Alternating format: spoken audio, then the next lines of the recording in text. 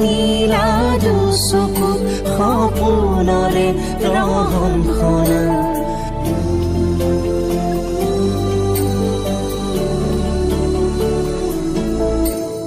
শুভ্ৰ বলাকাৰ দেউকাত সপোন ৰহনখনা দূৰণিৰ সাগৰ পাৰত